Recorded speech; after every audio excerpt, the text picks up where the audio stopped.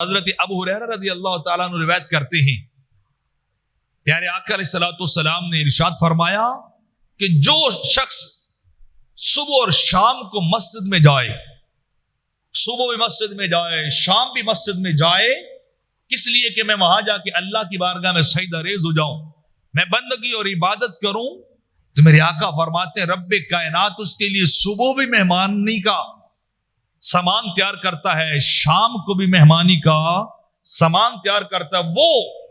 مہمان ہوتا ہے، اللہ اس کا میزبان ہوتا ہے۔ بندہ صبح بھی رب کے گھر میں آئے، شام کو بھی آئے، تو رب کائنات اس کا میزبان بن جاتا ہے، وہ رب کا مہمان ہوتا ہے۔ اور ہر میزبان مہمان کی قدر اپنی وسعت اور اہمیت کے مطابق کرتا ہے، اپنی حیثیت اور مالی کیفیت کے مطابق کرتا ہے۔ جتنا تگڑا میزبان ہوگا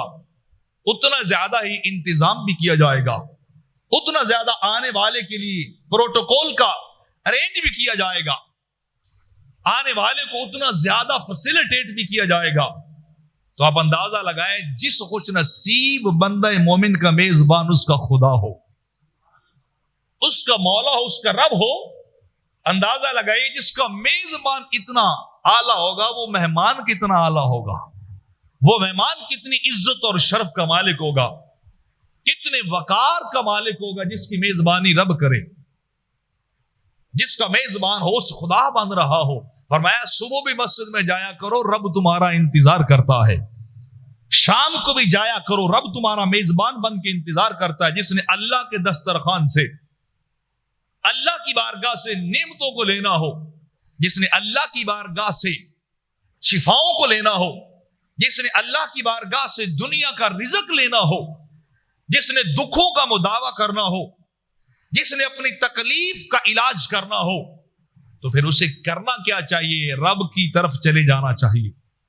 صبح کے وقت بھی مسجد آنا چاہیے، شام کے وقت بھی مسجد کے اندر آنا چاہیے۔ تو جب ایک بندہ مومن صبح شام اپنے رب کی بارگاہ کی طرف جاتا ہے، رب اس کا میزبان ہوتا ہے، تو پھر رب کائنات اپنی ذات کے مطابق عطا کرتا ہے۔